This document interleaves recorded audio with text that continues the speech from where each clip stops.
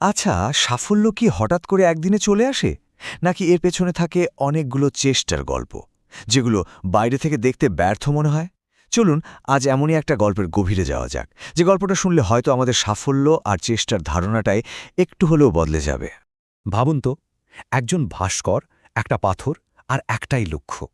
এই একদম সাধারণ তিনটে জিনিস মিলেই কিন্তু তৈরি হতে চলেছে এক অসাধারণ গল্প, যে গল্পটা আমাদের দেখাবে মনের জোর থাকলে কিভাবে একটা নিষ্প্রাণ পাথরও যেন জীবন্ত হয়ে উঠতে পারে। তো আমাদের এই গল্পের মূল চরিত্র একজন ভাস্কর, আর তার চোখে ছিল একটা বিরাট স্বপ্ন। স্বপ্নটা কি? একটা সাধারণ পাথর খণ্ডকে খোদাই করে, মানে কেটে কেটে এমন একটা শিল্প তৈরি করা যা দেখলে মনে হবে যেন ওটা জীবন্ত। দেখুন, একদিকে তার সামনে পড়ে আছে শুধু একটা নিরেট সাধারণ পাথর, আর অন্যদিকে তার মনের ভেতর, তার কল্পনায় ঘুরছে এক অসাধারণ মূর্তির ছবি। এই যে বাস্তব আর স্বপ্ন, এই দুটোর মাঝের যে বিশাল ফাঁক, ওটাই ছিল তার আসল লড়াই।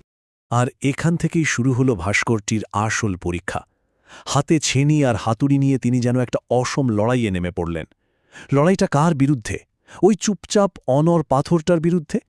প্রথম আঘাতটা, তিনি তার সমস্ত শক্তি, সব আশা আর স্বপ্নটাকে এক জায়গায় করে সজোরে আঘাত করলেন পাথরটার উপর। তার মনে একটাই বিশ্বাস ছিল, এই এক একটা আঘাতেই তার স্বপ্নটা সত্যি হবে। 50টা আঘাত হয়ে গেল।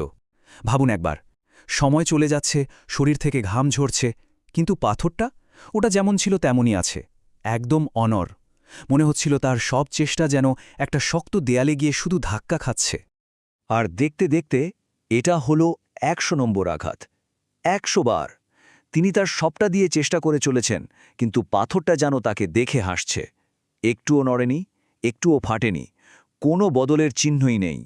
এবার ভাস্করটা একদম ক্লান্ত, সারা শরীর ঘামে ভেজা।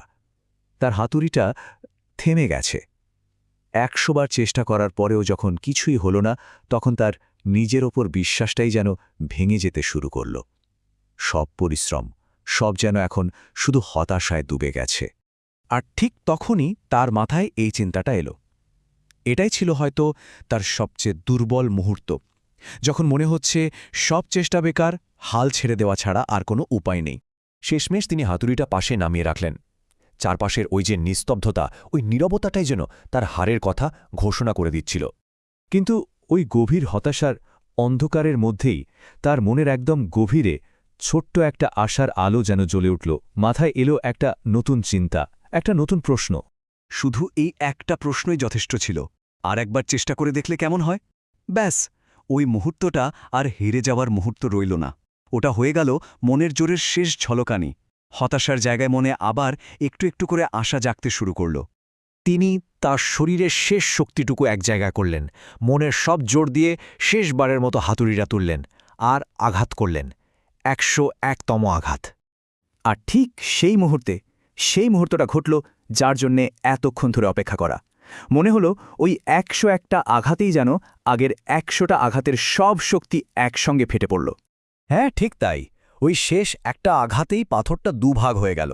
আর তারপর সেই ভাস্কর তার স্বপ্নটাকে সত্যি করলেন, তৈরি করলেন এক অসাধারণ জীবন্ত মূর্তি।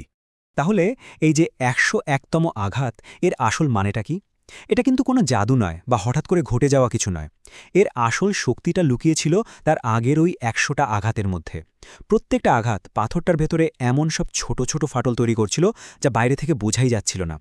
আর এটাই হলো এই গল্পের সবচেয়ে বড় শিক্ষা, যে 100টা চেষ্টাকে আমরা ব্যর্থতা ভাবছিলাম, সেগুলো আসলে ব্যর্থতা ছিলই না। ওগুলো ছিল প্রস্তুতির এক একটা ধাপ। প্রত্যেকটা আঘাত পাথরটাকে ভেতর থেকে একটু একটু করে ভাঙছিল, একদম শেষ আঘাতটার জন্য তৈরি করছিল। ওই 100টা ধাপ না থাকলে শেষ ধাপটা আসতই না।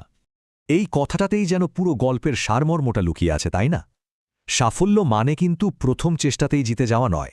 আসল সাফল্য হল 100 বার হেরে যাওয়ার পরেও 101তম বারের মতো চেষ্টা করার সাহসটা ধরে রাখা।